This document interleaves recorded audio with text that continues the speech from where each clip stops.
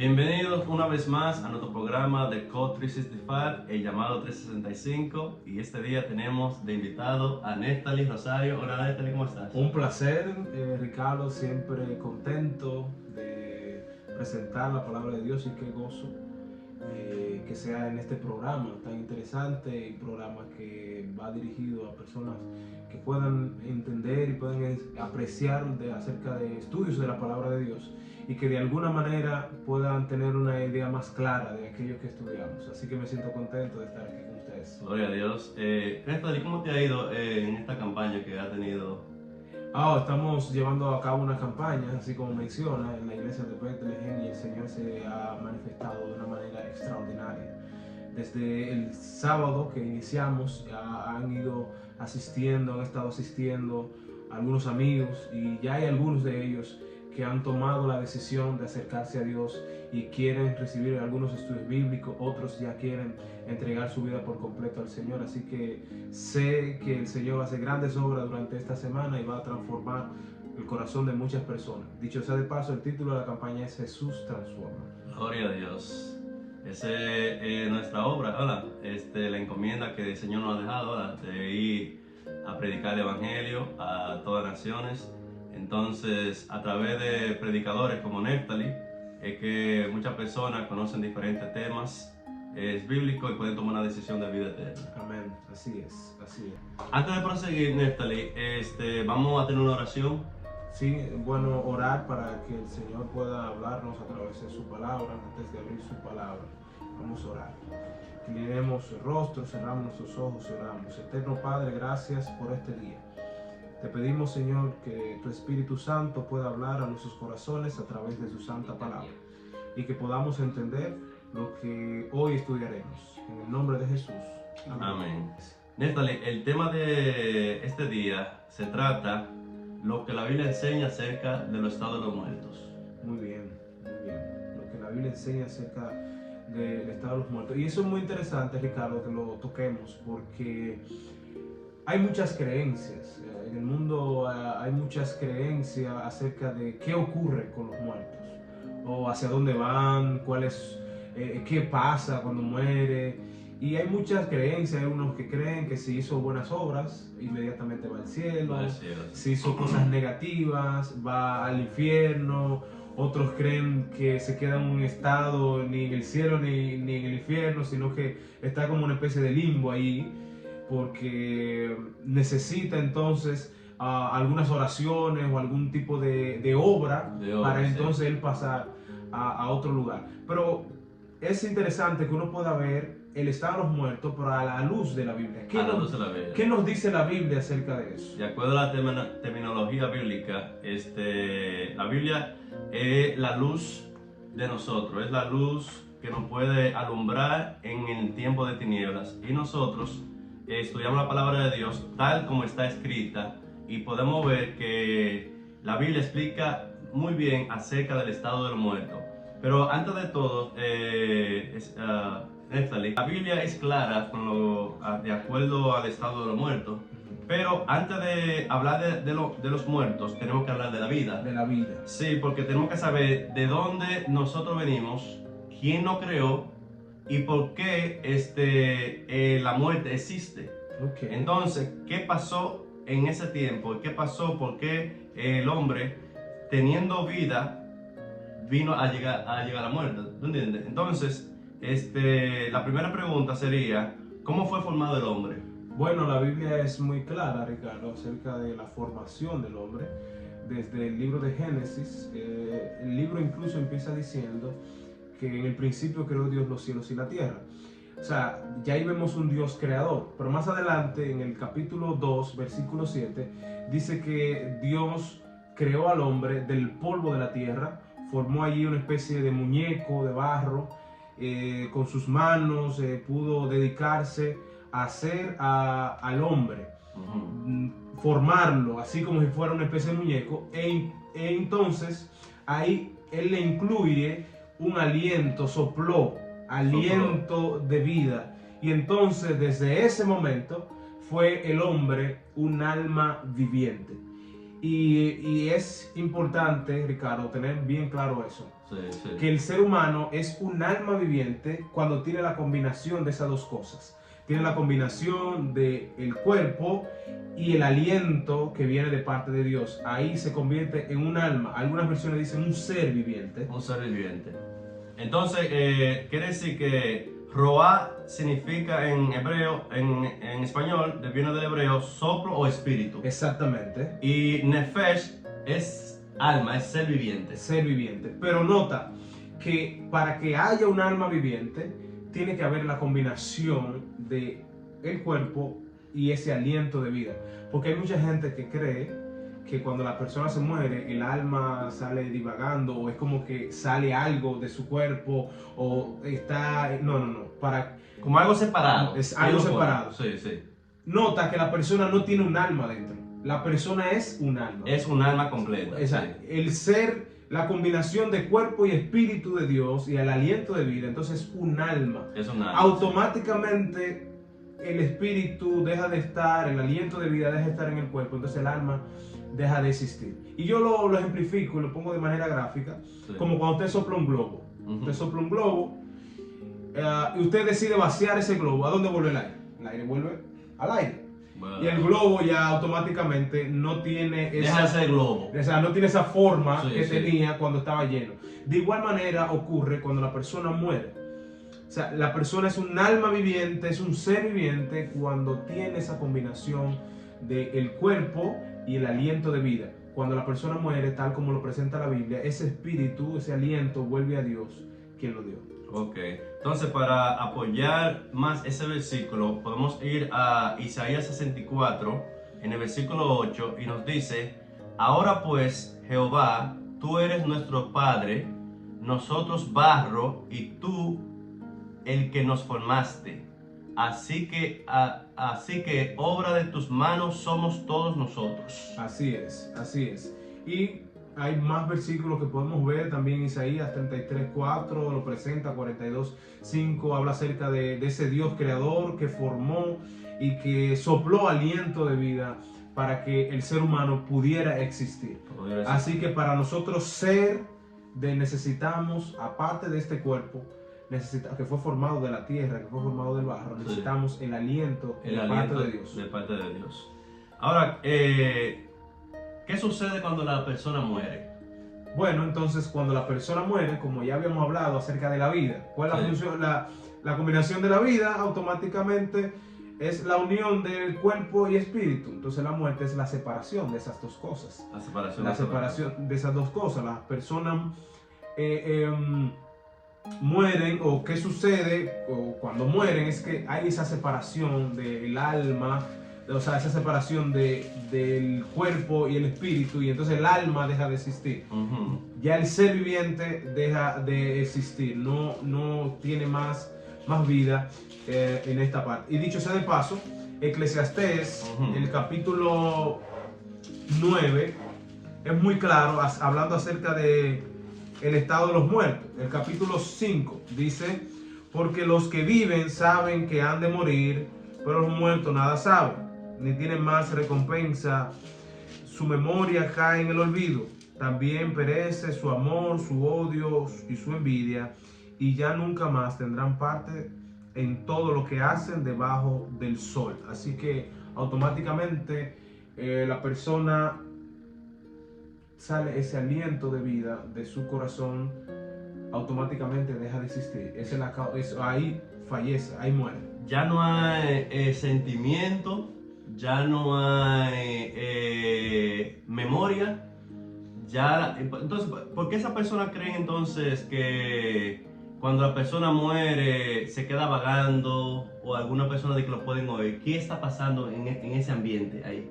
Eso son creencias Sí, que se originaron hace ya mucho tiempo y que de alguna manera la gente entendía que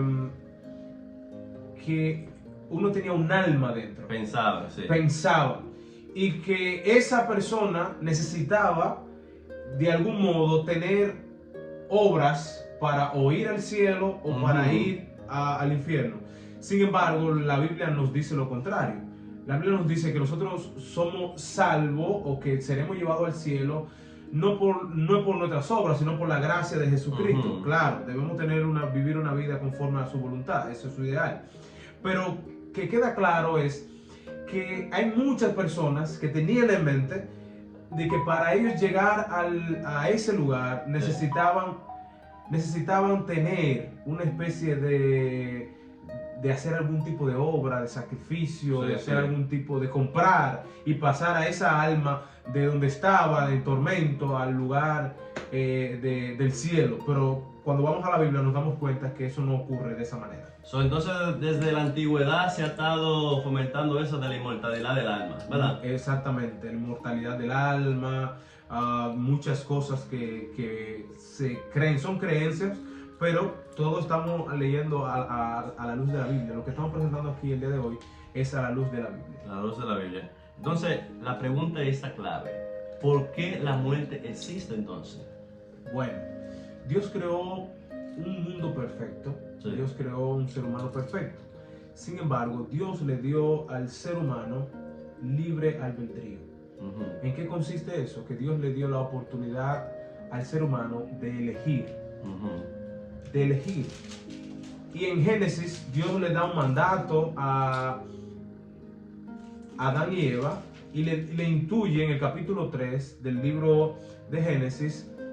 Dios le dice claramente que podían comer de todo árbol, que podían pasearse y comer de todo árbol, pero puso un árbol específico del bien y del mal que no podían comer de ese árbol, porque el día que de él comiesen iban a morir.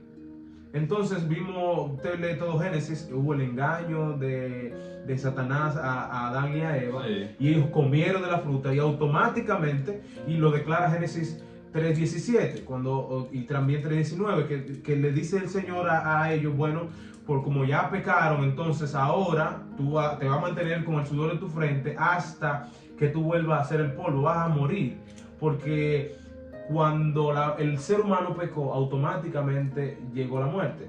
Por eso dice en Romanos 5:12 que por el hombre, por Adán y Eva, entró el pecado, pero por un mismo hombre llegó la gracia, llegó la salvación a nosotros, que fue por medio de Jesucristo, cuando vino y se inmoló. Y también el mismo Romanos 6:23 dice que la paga del pecado es muerte. Es la muerte. La transgresión de la ley trajo la muerte. Exactamente. De acuerdo al capítulo de Juan, que habla acerca de que peca, te lleva a la muerte. Entonces, eso es parte. Nosotros tenemos que entender que la muerte no fue algo que existía antes, sino fue a través de la transgresión. Fue el resultado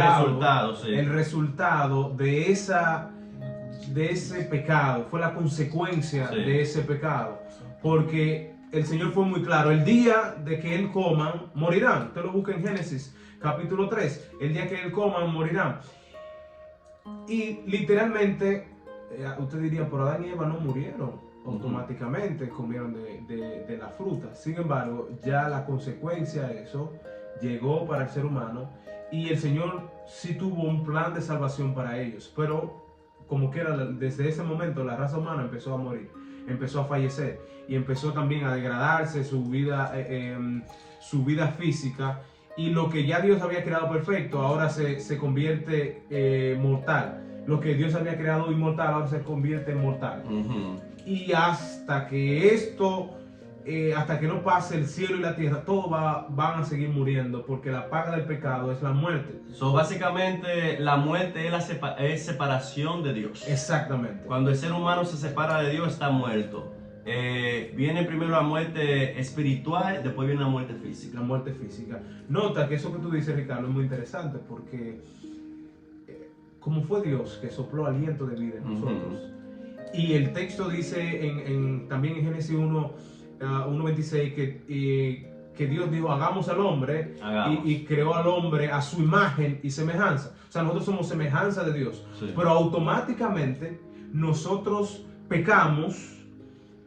Esa semejanza a Dios entonces queda a un lado. Ahora yo quiero parecerme prácticamente al creador del pecado, Satanás. A Satanás. Entonces, y ahí vienen los resultados. Exacto, la Sí. imagen de Dios Sí, las ahora consecuencias. se ve empañada en mi vida. Y entonces ahora yo tengo una separación, pongo una barrera, una separación de parte de entre Dios y yo.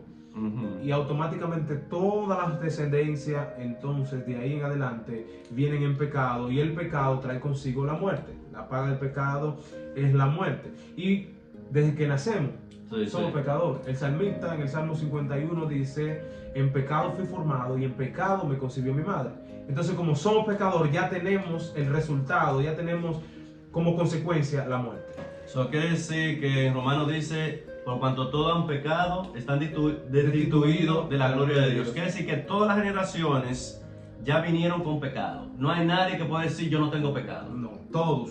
Entonces todos estamos apartados de Dios hasta que nosotros tomamos la decisión de aceptar a Jesús como nuestro único Salvador. Así es. Todos estamos destituidos de la gloria de Dios. Porque nota que el versículo 23 de Romanos 6, aunque dice que la paga del pecado es la muerte, la otra parte del texto dice: más la dádiva de Dios es vida eterna en Cristo Jesús. O sea, que no solamente nos habla acerca de la muerte, sino que también hay una esperanza para aquellos que mueren haciendo la voluntad de Dios, y es que van a tener vida en Cristo Jesús.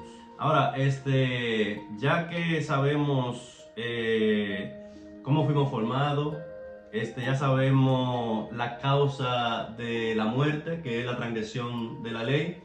Entonces, mencionamos también acerca de dónde se van los muertos, ¿verdad? La gente vuelve al polvo, de acuerdo a Eclesiastés, donde fuimos tomados, ¿verdad? Así es. Entonces, ¿a qué se compara la muerte ahora? ¿Qué dice la palabra de Dios? ¿A qué se compara la muerte? La muerte, hay muchos textos bíblicos que comparan, bueno, el mismo que leímos de Eclesiastés, el capítulo 9, versículo 5 en adelante, habla que la muerte hace referencia a un sueño. A un sueño. Como una persona que duerme. Eclesiastés dice: porque los vivos saben que ha de morir, pero los muertos nada saben. El versículo 6 dice: pero también perece el amor, el odio y su envidia, y nunca más tendrán parte en todo lo que hacen debajo del sol. Así que, de alguna manera, la muerte se ejemplifica con el sueño. Jesús, en varias ocasiones, cuando murió la hija de Jairo, dijo: bueno, la niña no está muerta, ella duerme. Ella duerme. Y también en el capítulo 11 del libro de Juan, él relata, hablando acerca de Lázaro, dice que su amigo Lázaro muere. O sea, no está muerto, sino que está durmiendo. Está durmiendo. Está durmiendo. O sea, que la Biblia es muy clara cuando ejemplifica a la muerte con el sueño. ¿Y por qué ejemplifica la muerte con el sueño, Ricardo? ¿Tiene alguna idea más o menos de por qué? Bueno, dice que una persona que esté durmiendo no está hablando, su mente no está activa, su conciencia no está activa, por eso que dice que es como un sueño. Exactamente. Está durmiendo. Y es precisamente por eso, porque el ser humano, cuando duerme, no tiene conciencia de nada. Usted puede despertarse por algún ruido, pero usted no está consciente del sonido. Algún ruido muy alto, tal vez lo despertó, pero mientras usted duerme, está en el estado de sueño profundo. Usted no se da cuenta si llovió, usted no se da cuenta qué tiempo ha pasado. A veces usted duerme, cree que durmió 15 minutos y se levanta y durmió 4 horas, o viceversa, cree que durmió 4 horas y al final durmió 20 minutos. Entonces, es por esto, porque durante usted está durmiendo, usted no se da cuenta de nada. Entonces, automáticamente, y así mismo ocurre con la muerte. El que muere no sabe el tiempo que ha transcurrido, ni lo que se dice. Por eso esas creencias de que a veces los amigos que pueden tener alguna creencia, que nos escuchan, de que cuando la gente muere le vamos a hacer un culto, una misa, algo para que nos escuche. No, realmente él no nos va a escuchar. Ya nada, lo que dice Eclesiastés, no tiene parte ya en este mundo. Ya no puede amar, ya no puede odiar, no tiene ninguna parte en este mundo, porque ya su vida, su memoria queda en el olvido. O sea, ya no tiene ninguna parte. y no tiene ningún sentimiento, no tiene nada, porque ya deja de existir. Y hay personas que creen que, como dicen, no, porque ese querido mío se fue para el cielo y él me escucha de allá. Y mira lo que dice aquí en Job capítulo 7, versículos 7 y 8, dice, 7 y 10, dice, acuérdate que mi vida es un soplo y que mis ojos no volverán a ver el bien. Los ojos de los que me ven no me verán más. Fijarás en mí tus ojos y dejará de ser. ¿Qué quiere decir eso? Que la persona que cuando muere ya, ¿qué va a pasar? No puede ver, no puede nada. Porque nosotros venimos ¿de dónde? Del polvo. ¿Y qué dice la palabra de Dios? Y al polvo volvemos. Al polvo vamos a volver. Acerca de Génesis lo es muy claro. También el mismo Eclesiastés 9, 12. Vamos a ver. Ahora bien, el hombre tampoco conoce su tiempo, como los peces apresados de mala red. Dice, bueno, más adelante también. Así debajo del sol, así también debajo del sol, este que perece es de gran sabiduría. Y hablando acerca de lo que ocurre, Eclesiastés, el capítulo, déjame ver, el versículo 12, capítulo 12, perdón, habla acerca de lo que ocurre con las personas cuando mueren. Antes, 12:7 dice, antes que el polvo vuelva a la tierra como era, y el espíritu vuelva a Dios que lo dio. Pueden leer desde 6. Antes que la cadena de plata se quiebre, se rompa el cuerno, los oros, todo. Está hablando acerca de lo que va a ocurrir con el cuerpo. Antes que el polvo vuelva a la tierra y como era, y el espíritu vuelva a Dios que lo dio. Vanidades, vanidades, todo vanidad. O sea, aquí lo que está aclarando es que el polvo vuelve a la tierra. O sea, el ser humano cuando muere, este cuerpo vuelve a la tierra, vuelve a ser polvo, sí, vuelve a lo que fue originalmente, a ser tierra, y el aliento de vida vuelve a ser a Dios quien lo dio. Cuando Lázaro murió, Jesús se tardó 2 días para llegar. Ya Lázaro tenía 4 días. Estaba en estado de descomposición. ¿Dónde fue Jesús a buscar a Lázaro? ¿Fue al infierno? ¿Fue al cielo? ¿A dónde fue? Al sepulcro. Al sepulcro. Porque es una pregunta interesante. ¿A dónde van los muertos cuando mueren? Literalmente al sepulcro, al cementerio. ¿De dónde lo llamó él? Del sepulcro. Del sepulcro. Del cementerio. O sea, si alguna persona cree que una persona cuando muere va a otro lugar, lamentablemente está equivocado. Bíblicamente, sí, no tenemos referencia bíblica o no tenemos ningún indicio bíblico o nada bíblico que indique algo diferente a ir al sepulcro. La persona cuando muere va al sepulcro y su alma deja de existir. No hay nada de esa persona que está divagando ni que está en ningún lugar, sino que va al sepulcro y ya su mente está puesta en el olvido. Y vemos algunas evidencias, hablando acerca de Job 17 también lo presenta, Job 7:21, como usted estuvo leyendo, Eclesiastés 9:10. Vamos a ver lo que dice Eclesiastés 9:10. Todo lo que te venga a la mano para hacer, hazlo según tus fuerzas, porque en el Seol es el sepulcro, sí, el cementerio, a donde vas no hay obra, ni trabajo, ni ciencia, ni sabiduría. Es decir, que cuando uno muere ya no hay nada. O sea, cuando una persona muere, va al sepulcro, va al Seol, va al cementerio, o como usted quiera llamarle. Puede tener varias traducciones, puede tener varias formas de llamarle, pero de esa manera lo que quiere enfatizar es que va al sepulcro. La persona cuando muere va directamente, usted lo lleva al cementerio y va al sepulcro a descansar o en ese sueño que experimenta. Y más adelante vamos a ver qué ocurre luego entonces de la muerte. Ok, hablando de eso, Néstalí, ¿hay esperanza para aquellos que mueren? Sí, hay esperanza, pero de lo que ha hecho en vida. De lo que ha hecho en vida.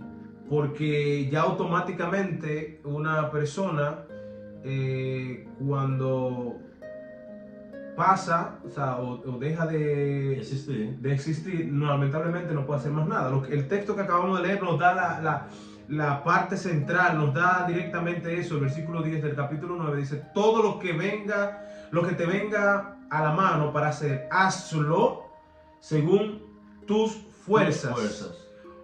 Porque hay esperanza para el vivo.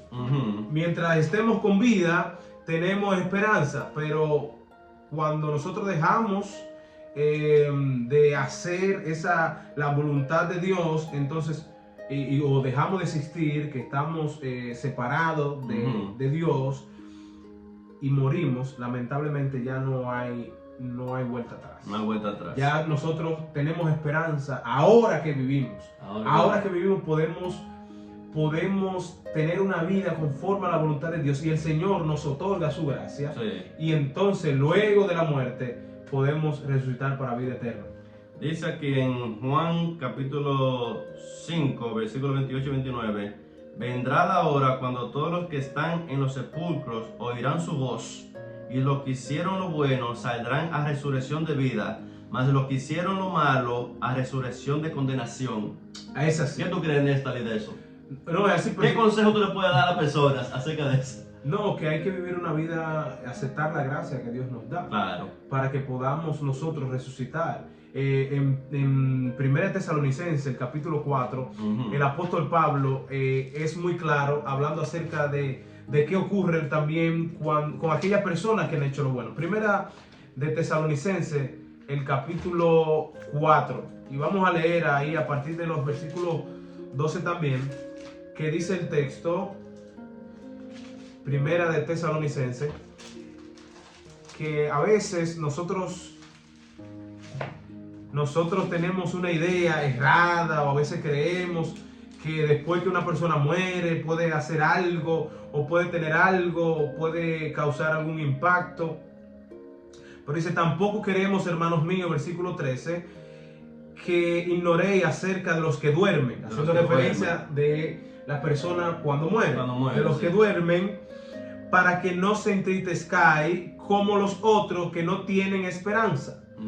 Dice el versículo 14: si creemos que Jesús murió y resucitó, así también traerá Dios con Jesús a los que durmieron en él. Gloria a Dios. Note que Pablo está citando los que duermen, no está diciendo los que murieron, o sea, los que duermen, y una vez más está ejemplificando los que murieron.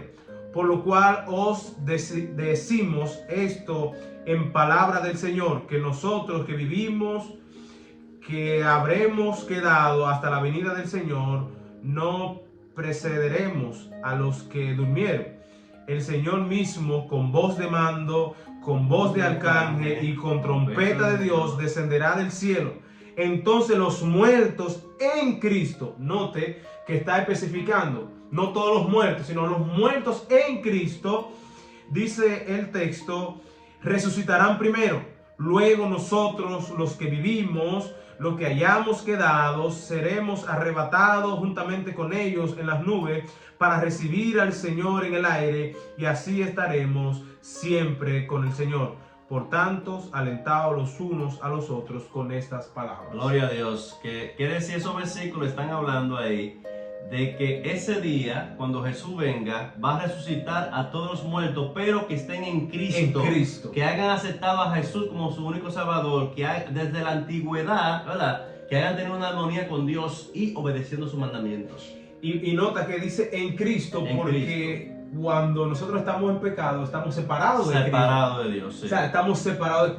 Ya vimos que como el aliento de vida, y cuando nosotros pecamos, estamos separados de Dios. Entonces ahora dice, el que está en Cristo es porque está unido a Cristo, está con Cristo. El mismo Pablo en 2 de Corintios, el capítulo 5, versículo 17, dice que de modo que si alguno está en Cristo, nueva criatura es. Las cosas viejas pasaron y aquí son todas hechas nuevas en Cristo Jesús. Es decir, que para nosotros estar en Cristo, o nosotros estar en Cristo, es estar pegado a Cristo, aceptar la salvación que Cristo nos da y recibir el perdón de nuestros pecados y confiar en sus promesas de que cuando Él venga, si hemos muerto pero morimos en Cristo, hay esperanza para esos que duermen. Gloria a Dios. Y para apoyar más ese versículo, vamos a leer Job capítulo 14, en los versículos 14 en adelante.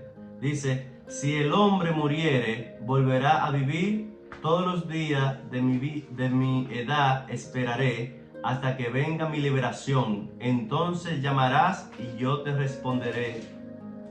¿Qué quiere decir eso? Que cuando Jesús llame, así mismo como Jesús llamó a Lázaro, así como Jesús va a llamar a los muertos en Cristo, entonces Job está diciendo aquí que él va a oír su voz. ¿Por qué? Porque estaba con Dios. Él estaba obedeciendo a Dios. Él iba a morir, ¿cómo? Obedeciendo a Dios. Quiere decir que tiene esperanza de que ese día, cuando Jesús viniera con voz de mando y con trompeta de Dios, ¿verdad? Con voz de arcángel, y le dijera: despertado, despertado, entonces él iba a oír su voz. Amén, es así. Y Job, en el mismo capítulo, en el mismo libro de Job, pero en el capítulo 19, versículo 25 en adelante, él dice: porque yo sé que mi Redentor vive y que al fin se levantará sobre el polvo, y que después de deshecha esta mi carne, mi piel, en mi carne he de ver yo a Dios, he de ver a Dios. Lo veré por mí mismo, mis ojos lo verán, no lo de los otros, pero ahora mi corazón se consume dentro de mí. Aquí Job estaba experimentando, ya tenía lepra, estaba experimentando una situación difícil, pero él estaba consciente de que su Redentor vivía. Y nota que él cita la misma palabra, el polvo, porque el texto de Job, capítulo 19, versículo 25 al 27, el mismo escritor, autor, está poniendo ahí el tema del polvo, porque Job sabía que iba a volver al polvo, pero creía en ese Redentor.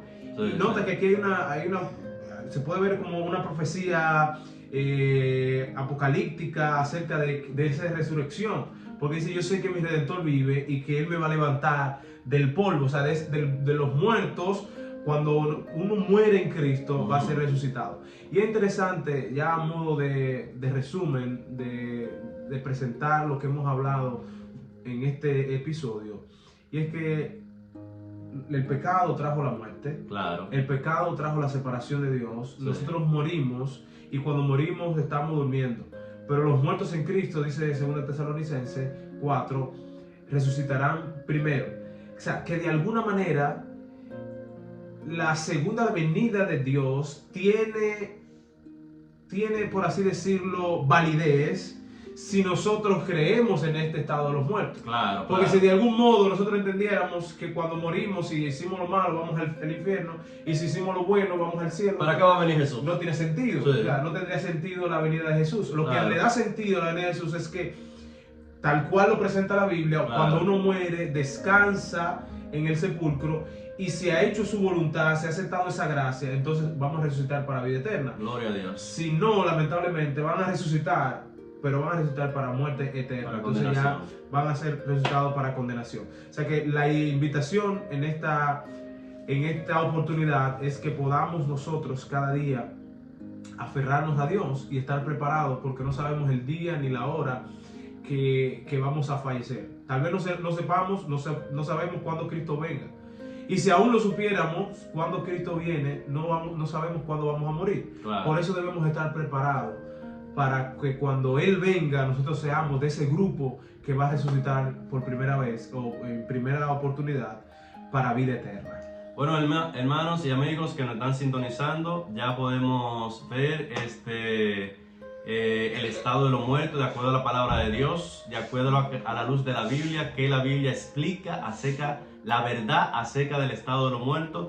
Ya no tenemos ignorancia en saber qué va a pasar, cómo fue que pasó, si no sabemos que la Biblia es clara acerca del estado de los muertos. Si usted tiene alguna pregunta, alguna inquietud de más acerca de este tema, puede dejar su mensaje y puede también estudiar la Biblia de acuerdo a los textos que hemos dado. Ya ustedes saben, Dios los bendiga a todos y gracias, Neftali, por la invitación. Un placer, y gracias a usted por invitarme al programa, y así que puedan seguir los hermanos y los amigos cada día estudiando la palabra de Dios. Y si tienen alguna duda, como usted lo menciona, que lo escriban allí en los comentarios y podemos también de alguna manera facilitarle algún texto bíblico o algo que le Claro. explique directamente esto. Así que hasta la próxima y bendiciones. Bendiciones.